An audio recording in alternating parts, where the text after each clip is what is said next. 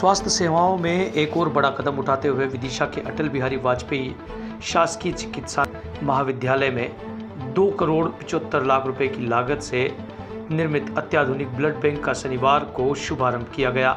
केंद्रीय कृषि मंत्री एवं सांसद शिवराज सिंह चौहान ने फीता काटकर बहुप्रतीक्षित सुविधा की शुरुआत की।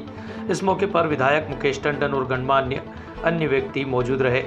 हालांकि यह ब्लड बैंक 26 जनवरी से ही ट्रायल मोड पर संचालित हो रहा था। कॉलेज प्रशासन के अनुसार 2 महीने के परीक्षण के बाद इसे अब पूरी क्षमता के साथ जनता के लिए उपलब्ध कराया गया है।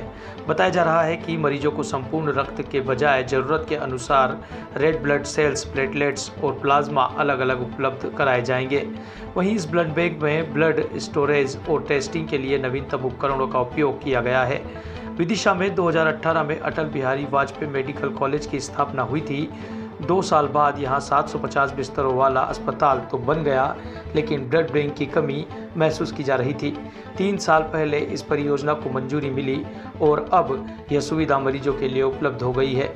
बीते दिन उद्घाटन समारोह में केंद्रीय मंत्री शिवराज सिंह चौहान ने कहा कि यह ब्लड बैंक विदिशा के लोगों के लिए वरदान साबित होगा। अब मरीजों और उनके परिजनों को रक्त के लिए भटकना नहीं पड़ेगा।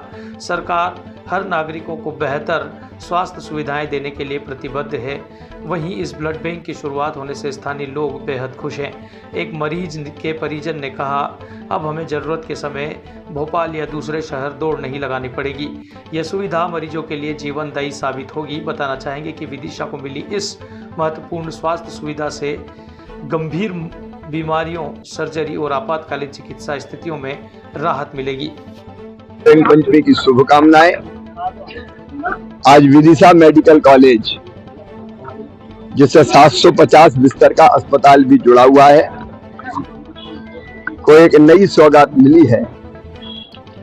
यहाँ कंप्लीट ब्लड बैंक का आज उद्घाटन हुआ है। जब हम रक्तदान करने वाले किसी भाई बहन से खून लेते हैं तो पूरे खून को कहते हैं होल ब्लड, लेकिन जब किसी दूसरे को वो खून देना होता है तो कई बार पूरे खून की जरूरत नहीं होती। खून में जिस कंपोनेंट की कमी होती है उसके मरीज को जिस कंपोनेंट की जरूरत होती है उसकी जरूरत होती है।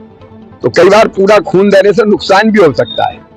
मानो डेंगू के मरीज हैं, प्लेटलेट्स कम हो गया तो उनको प्लेटलेट्स की जरूरत है, प्लाज्मा की जरूरत है।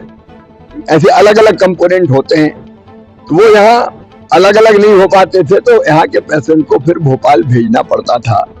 लेकिन इस ब्लड बैंक में यह व्यवस्था है कि रक्तदाता, रक्तदान करने वाला खून देगा या और कहीं से भी खून आएगा तो उस खून के ये सारे कंपोनेंट यही अलग किए जा सकेंगे और मरीजों को जिस चीज की जरूरत है वो चीज उसको दी जा सकेगी। इससे मरीजों का स्वास्थ्य सुधरेगा, ठीक होंगे वो तुरंत, और बाहर जाने की जरूरत नहीं पड़ेगी। मेडिकल कॉलेज विदिशा संपूर्णता प्राप्त करे और इसलिए आज कुछ और सुविधाओं की मांग यहाँ डीन साहब ने और हमारे कलेक्टर विदिशा ने की है। चाहे MRI की मशीन हो या यहाँ न्यूरोलॉजी हो, कार्डियोलॉजी हो, जैसे डिपार्टमेंट्स हो, और उसके साथ साथ पढ़ने वाले स्टूडेंट्स की संख्या बढ़ने के कारण हॉस्टल की सुविधा हो या कर्मियों के लिए, नर्सिंग स्टाफ और बाकी साथियों के लिए क्वार्टर्स की समस्या हो या ऑडिटोरियम, तो उनकी व्यवस्था भी करने में हम कोई कसर नहीं छोड़ेंगे। विदिशा लगातार प्रगति के पथ पर आगे बढ़े, यह हमारी प्रतिबद्धता है और उसके लिए दोनों सरकार, केंद्र की सरकार प्रधानमंत्री जी के नेतृत्व में और यहाँ मोहन जी की सरकार, राज्य सरकार लगातार काम करेगी और मैं दोनों जगह पुल का काम करूंगा।